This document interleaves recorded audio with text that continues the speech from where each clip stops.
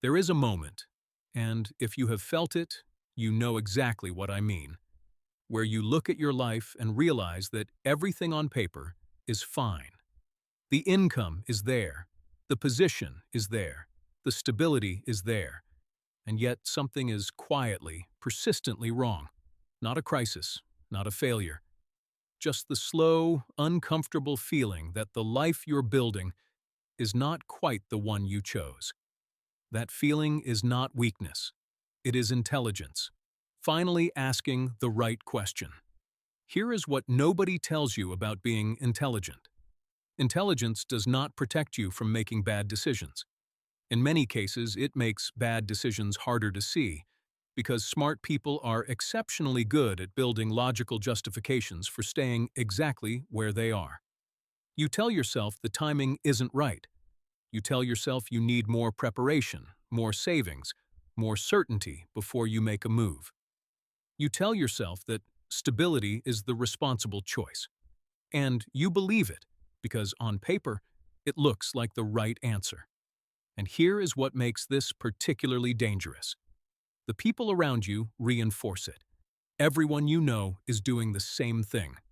Same career path, same definition of success, same finish line.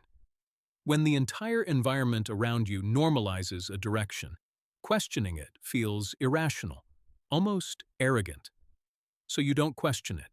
You optimize inside it instead. This is where it gets interesting and uncomfortable. Smart, capable people don't just stay stuck.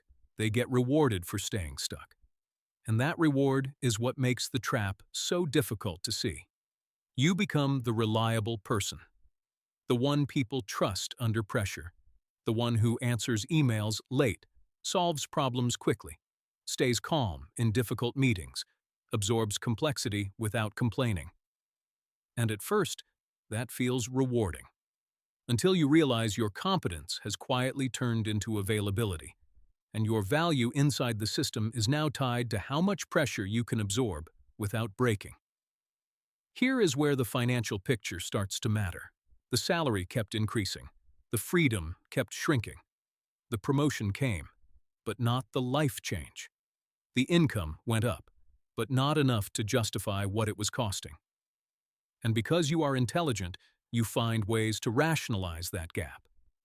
You stay because leaving feels like a risk, and you are too good at calculating risk to take one that isn't certain. That is not caution. That is a cage built from your own capabilities. But here is what makes that cage particularly difficult to leave. There is a pattern that appears specifically in intelligent people, and it has nothing to do with fear or comfort or laziness. It has to do with time already spent. The more years you invest in a path, the harder it becomes to question whether that path is actually correct.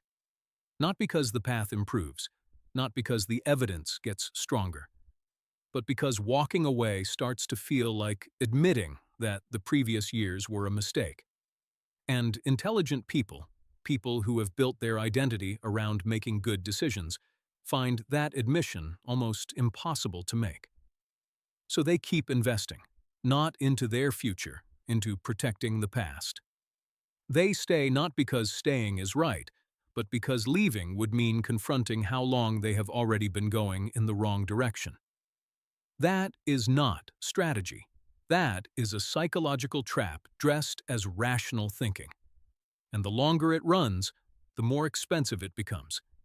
Because each year added to the investment makes the exit feel even more costly than the year before. The people who break out of this are not less intelligent. They are not reckless. They are the ones who learn to ask a different question. Not, how much have I already put into this? But, if I were starting fresh today, is this the path I would choose? Those are not the same question. And the gap between them is where most intelligent people spend years they cannot recover. Action is not the opposite of thinking. Paralysis is.